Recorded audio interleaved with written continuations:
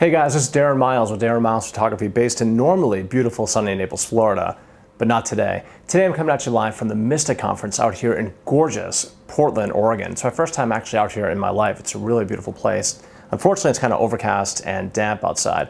But anyway, while I was here at the conference, I'm actually testing out the Tamron 15-30mm f2.8 VC lens. Now, a lot of my subscribers have asked me about this lens and what I think about it. Well, haven't really had the opportunity to try it out, but I'm going to try it out while I'm here and put it through the paces, and I'm also going to be photographing a lot of the properties that I shoot down in beautiful Naples. So, does it live up to the hype? Well, let's find out.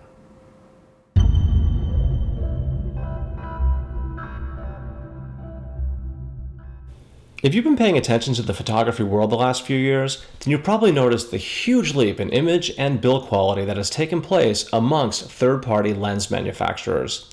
Specifically Sigma, with their amazing Art Series line of lenses, high-quality optics, and Gucci build quality at value prices. Well, now it looks like Tamron is getting into the higher quality at reasonable prices game too, with their SP or Special Performance line of lenses. First up is the recently introduced 15-30mm f2.8 Special Performance lens, complete with vibration compensation. That's image stabilization for you Canon shooters out there. And like Sigma, Tamron 2 is now producing lenses with significant improvements in both build quality and optical quality, and all at very reasonable prices. The 15-30mm is considerably more economical than both the Canon 16-35mm f2.8 and the Nikon 14-24 f2.8. But at this price point, can the Tamron hold a candle to either? So first up is the build quality.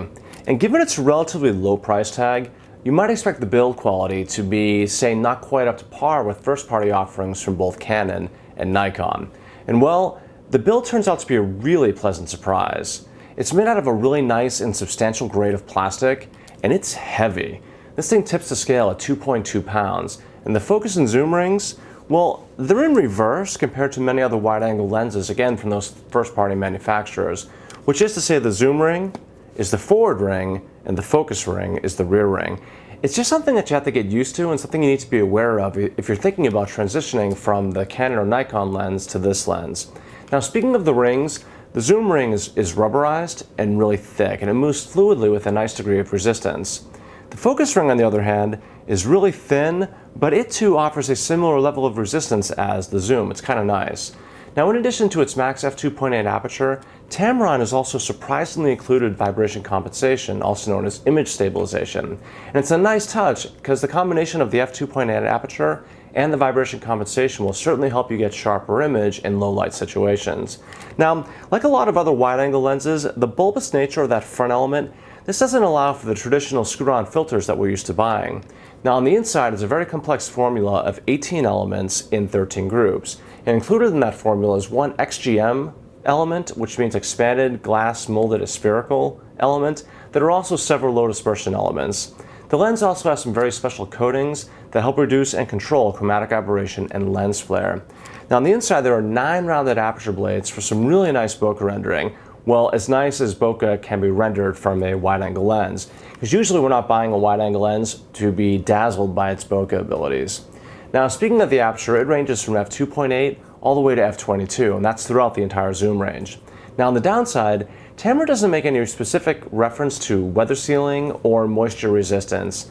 And frankly, that's a shame, because apart from that nit, the build is really solid. So for build, the Tamron gets a 9.5 out of 10.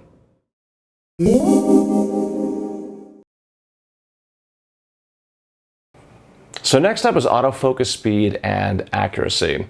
Now, I brought this point up on previous wide-angle lens reviews that I've done on my channel, because usually with a wide-angle lens, we're primarily shooting landscapes, real estate, and architectural photography, meaning we're usually trying to render the entire scene in focus. So we have the camera set on a tripod and the aperture set at, say, f5.6 to f11 for a really wide depth of field.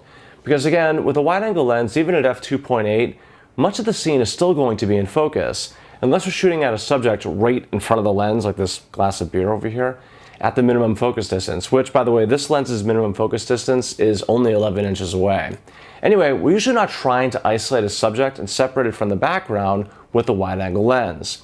And because of the nature of wide-angle lenses and trying to get the whole scene in focus, having ultra-fast focus speed, well, it's a nice feature, but isn't going to be a deal breaker if the lens doesn't have it.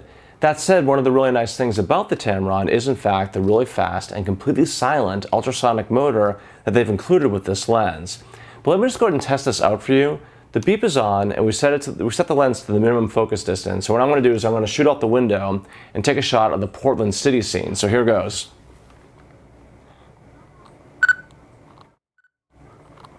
Pretty cool, right? So now we're going to focus on something really close, this glass of beer right here. And here goes. I mean, that's pretty fast. And I think you get it. It's really silent and deadly accurate. And in the end, there's really not a whole lot to fault here. So for AF speed and accuracy, the Tamron gets a perfect 10 out of 10.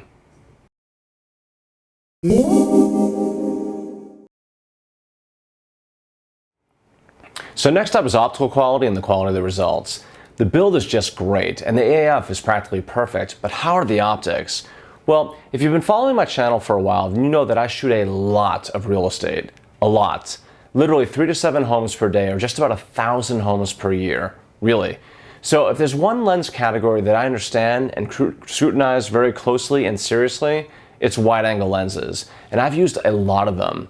As we're always trying to impress our clients with the highest and best possible image quality that a lens and camera combination can deliver. And well, I'll just say it right now, I would have no problem using one of these Tamrons in my professional work. I'd do it tomorrow. It's that good. And by the way, it handles lens flare and chromatic aberration very well. And frankly, a little bit better than the Nikon 15-24. But don't take my word for it, let me just show you. The next 2 to 3 minutes will be a series of stills and video clips taken with the Tamron 15-30 f2.8 VC lens.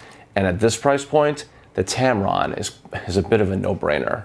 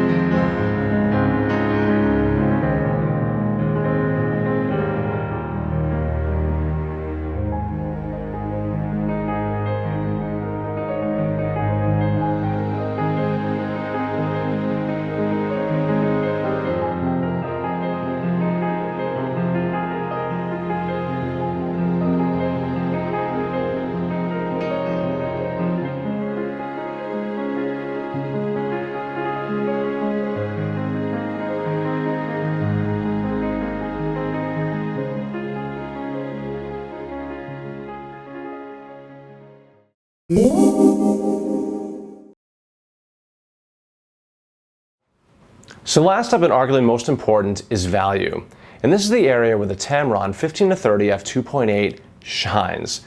Because at only $1,199, the Tamron, well, it isn't inexpensive, it's just inexpensive when compared to first-party offerings like, say, the Nikon 14-24 f2.8, or the Canon 16-35 f2.8 Mark II, or the Canon 11-24 f4, which come in at $1,896, $1,499, and $2,999 respectively.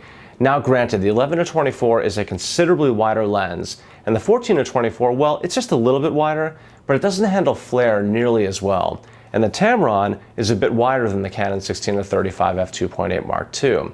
Moreover, the Tamron has very effective and very well implemented image stabilization, which can really help in those low light situations. So, to sum it up, the Tamron has optics that are on par or better than the others. It has image stabilization and a constant f2.8 aperture throughout the zoom range, and focus speed that's really fast, really silent, and really accurate.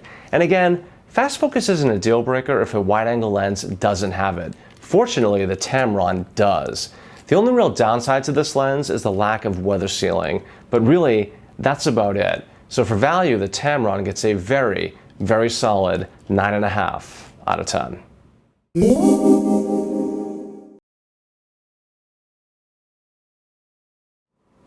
So to wrap up this review, we gave the Tamron 15-30 f2.8 SP VC lens a 47.5 out of 50 and our highly recommended rating. The final word: if you're considering getting into wide-angle photography and you're a Canon or a Nikon shooter, then the Tamron 15-30 f2.8 VC lens represents a well-built, optically superior lens, complete with image stabilization and advanced lens coatings that do an effective job of reducing flare and chromatic aberrations. Granted, you give up 1mm on the wide end when compared to the Nikon, but you also gain 1mm over the venerable Canon 16-35. And the Tamron handles flare much better than both of those lenses, and all at a price point that's considerably less. The only thing that prevents this lens from getting our Editor's Choice Award is the fact that it is unfortunately not weather sealed.